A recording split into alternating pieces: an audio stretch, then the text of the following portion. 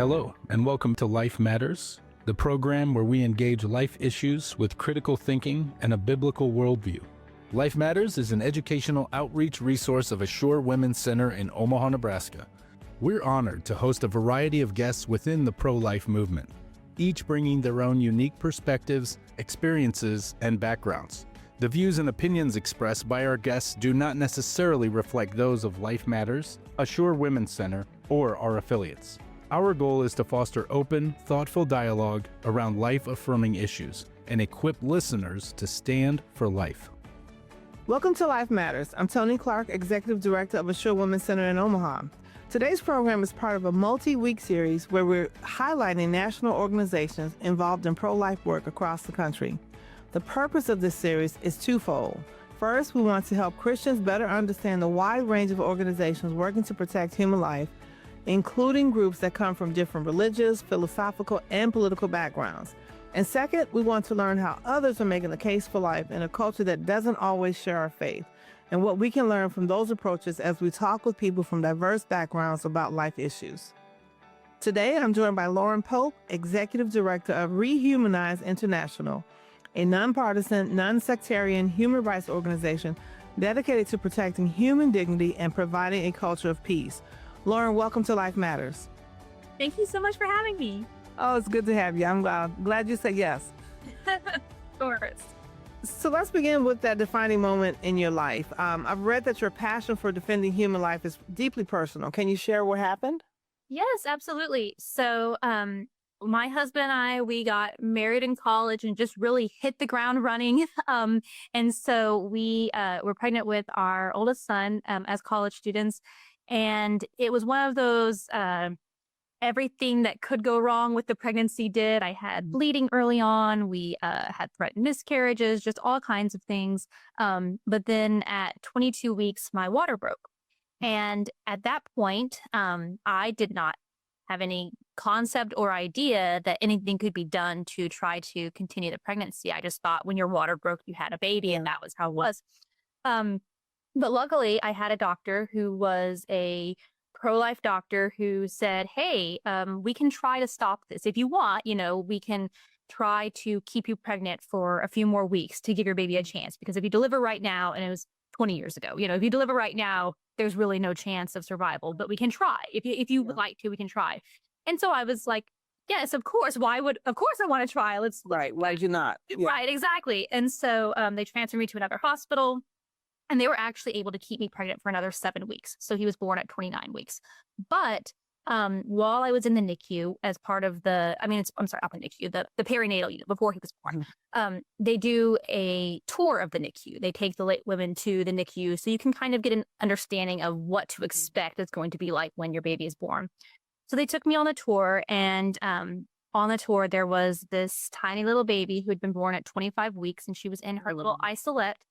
And was just, a baby, obviously, small, little tiny baby, but very clearly a baby.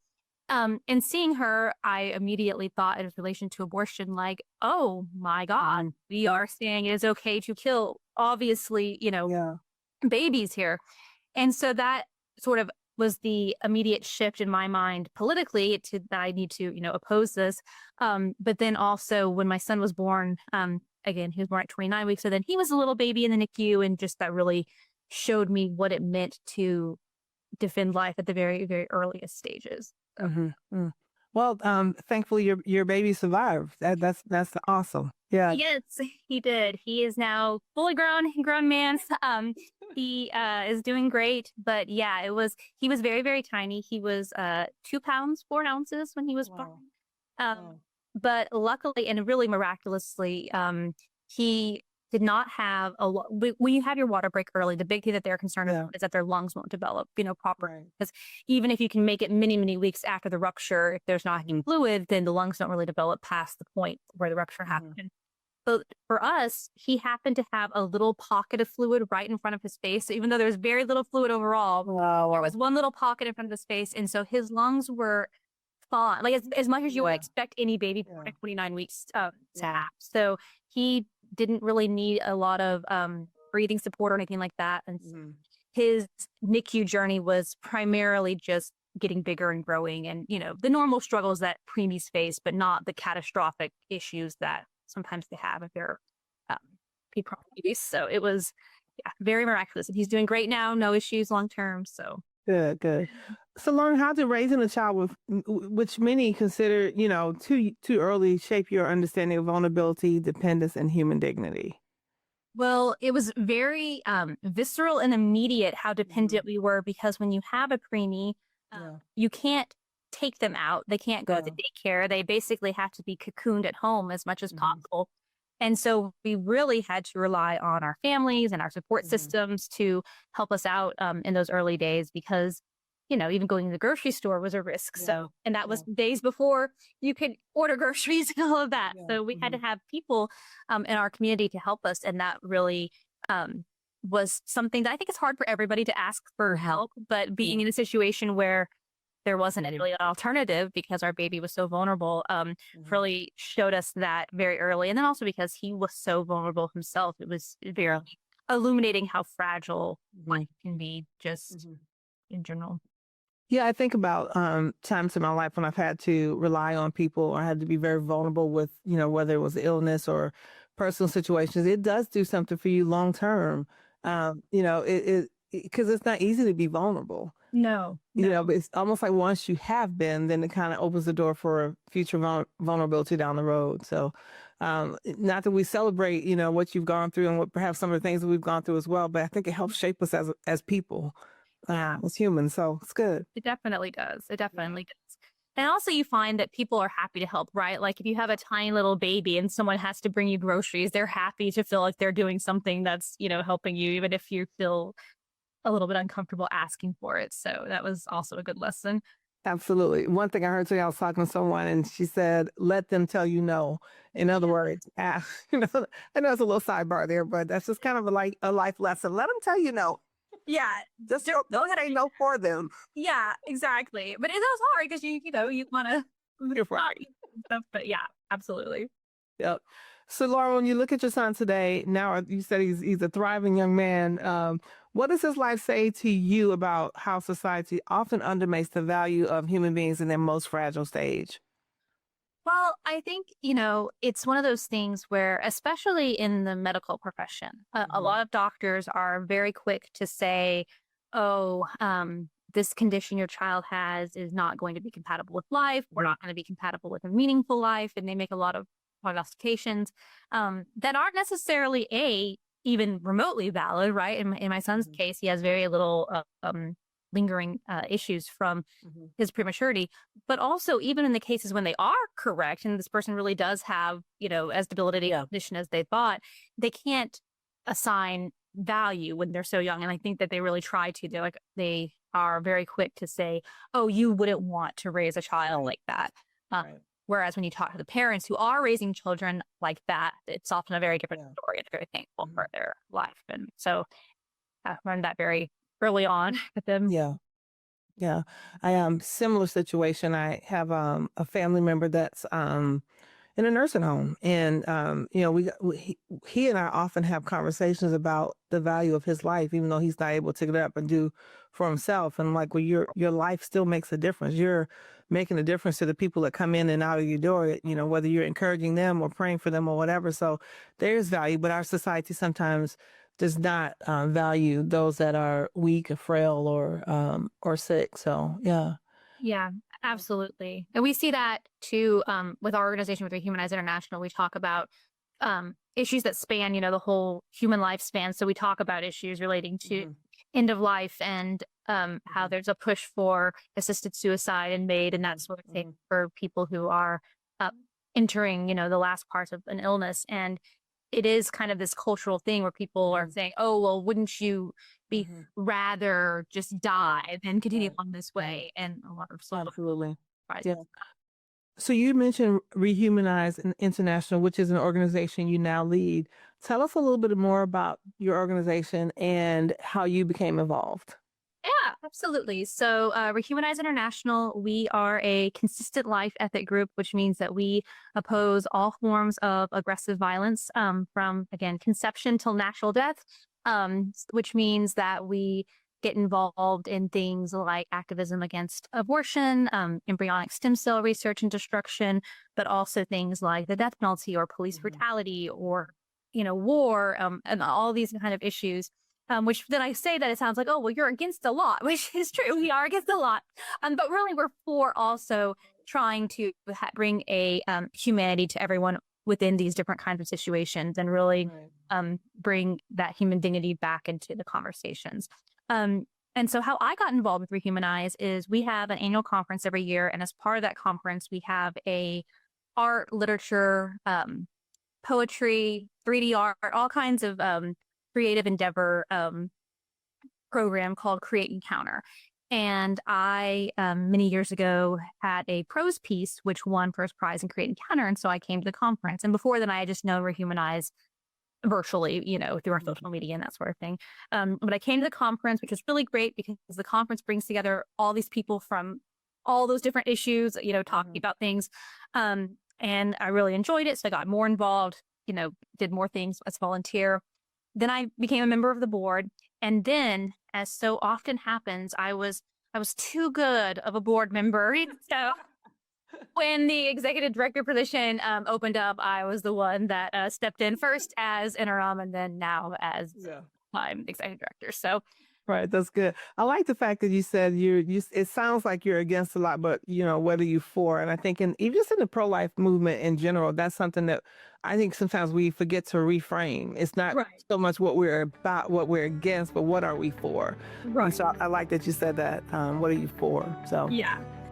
Life Matters is the program where we engage life issues with critical thinking and a biblical worldview, and it is a ministry of Assure Women's Center. God has been faithful to Assure Women's Center for over 40 years, and the story continues.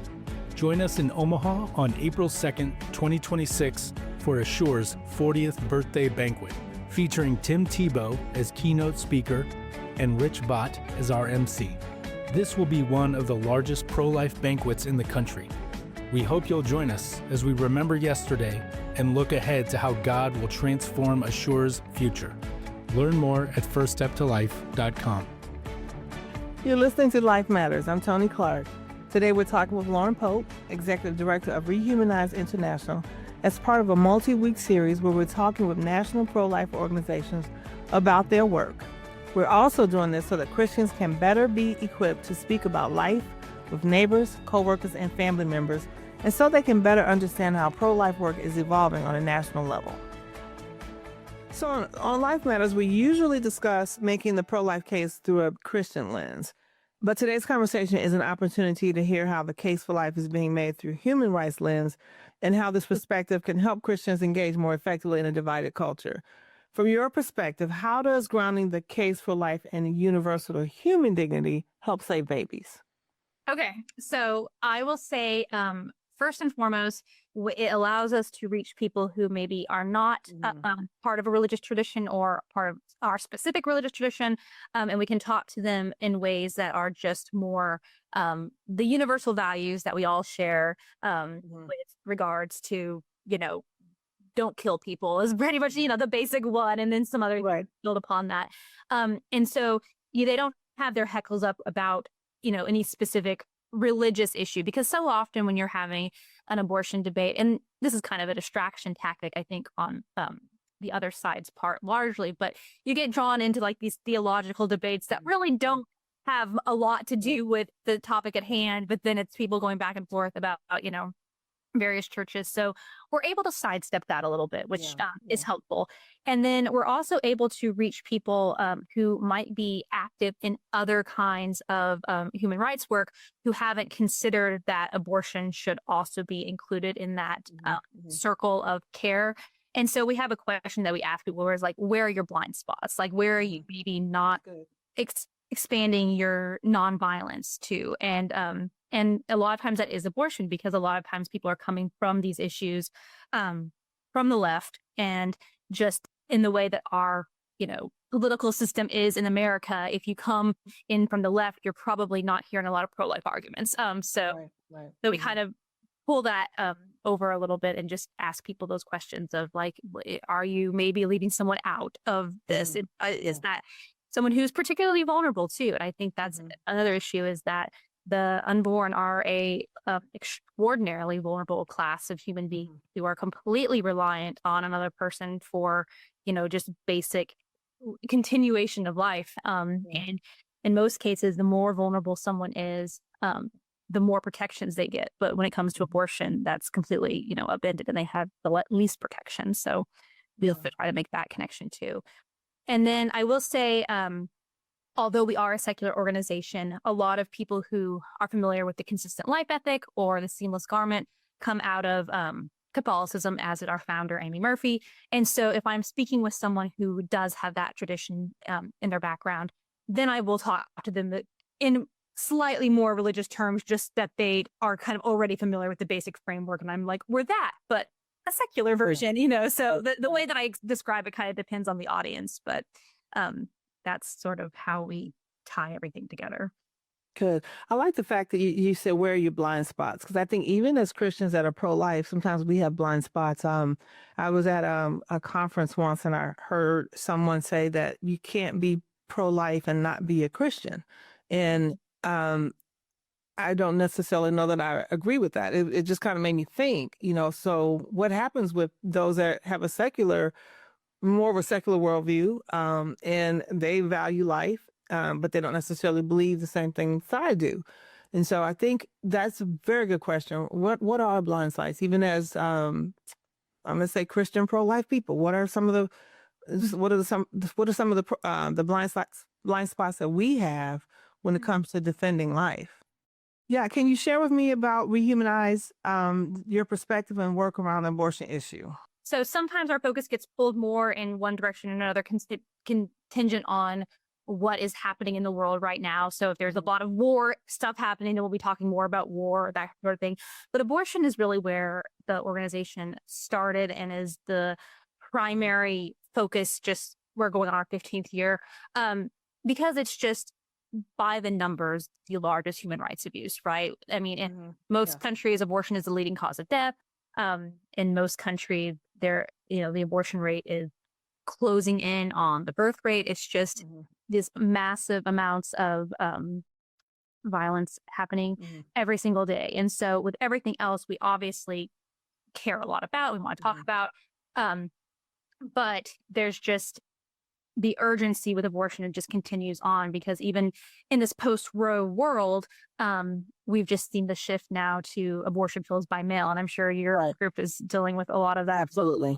So there's still just so much work to be done on the abortion front. So. Yeah, that's good.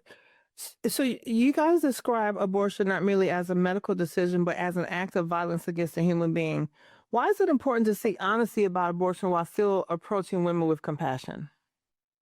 Because I think there is so much euphemism and obfuscation when it comes to talking about abortion, that we don't want to say and be honest, like, no, this is a violent act. Yeah. And I think it's, there's a lot of things that you have to call people kind of out and in to ways that maybe they aren't appreciating that they are perpetuating violence or a violent system. I mean, you see that in a lot of human rights areas where someone isn't really aware of the damage they might be causing. And so when it comes to abortion, specifically calling it out as, hey, this is something that is violence. And also because most people, just like the average person, does not want to, participate in violence. They're trying to live their life in a good way, and aren't really thinking about it because it's, it's hidden and it's harder. And someone I was talking to was saying that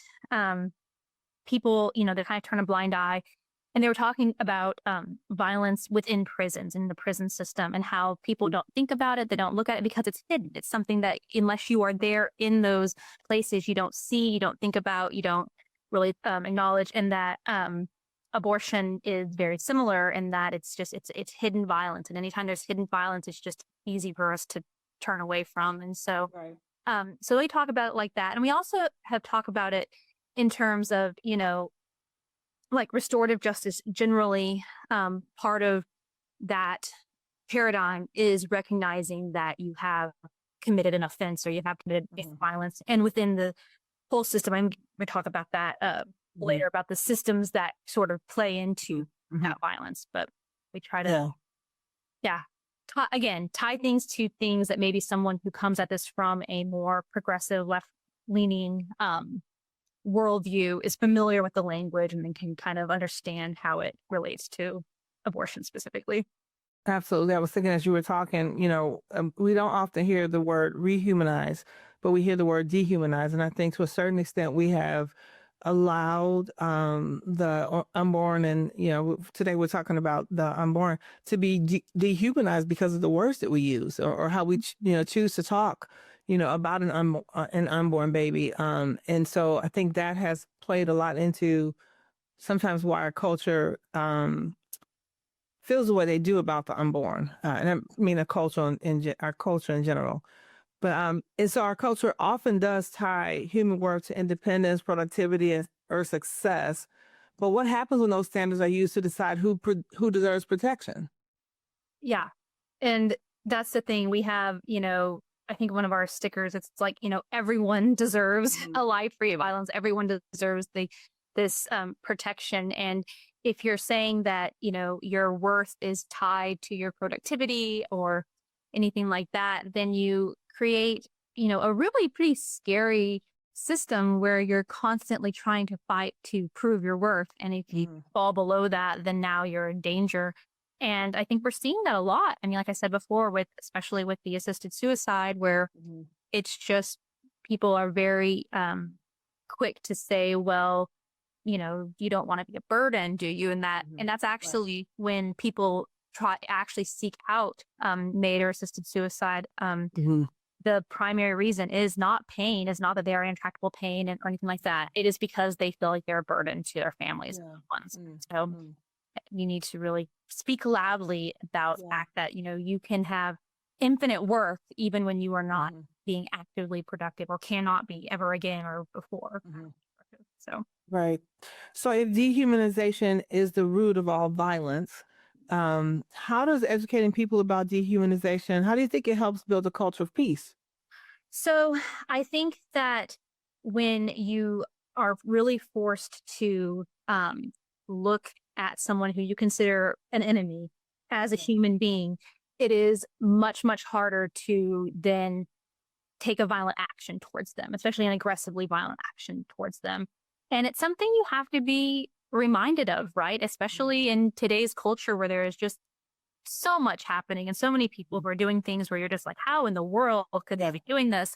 And it's very easy to slip into, we actually have a little flyer that talks about the dehumanizing language, the way we talk about other people.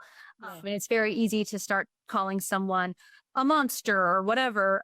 And, for reasons, right? They are doing things that it really do.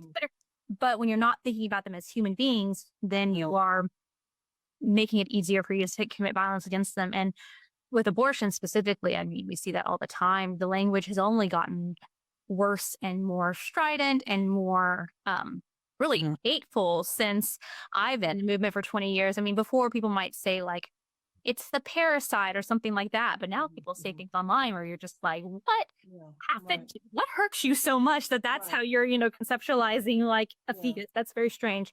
So we do try to keep stay with humanizing language for everybody. Can you share how you're framing the pro-life discussion around dehumanization and what response you're having? Yeah.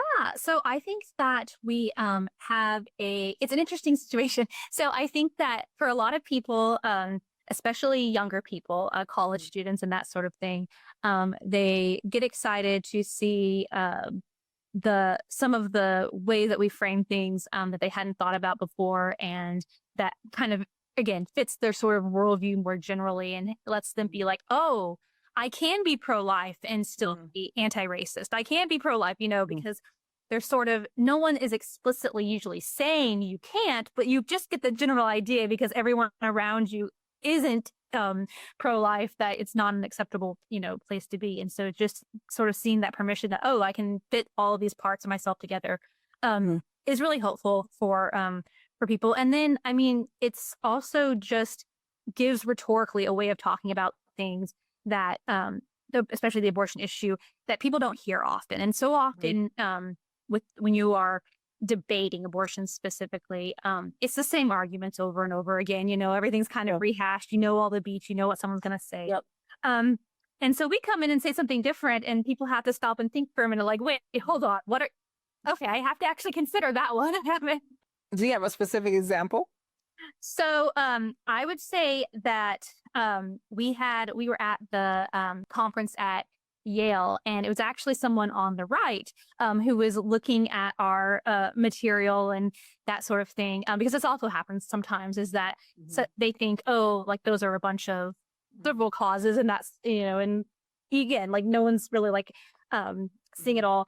And it was a couple from the college Republicans that came up, and they're like, it makes sense what you're saying. I can see it. I was like, so that was good, because that's also important to us, is to be a bridge to people who might otherwise think that, oh, all of these left-wing causes are so out there and crazy, but showing the more right-leaning pro-life groups like, hey, no, like they're really coming at this from this, or we're coming at this from a human rights angle, and a lot of them are as well, and where can we find common ground is important to us too.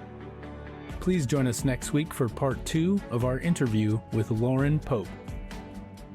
Life Matters is an educational outreach resource of Assure Women's Center in Omaha, Nebraska. To learn more about the ministry of Assure, visit firststeptolife.com. That's firststeptolife.com.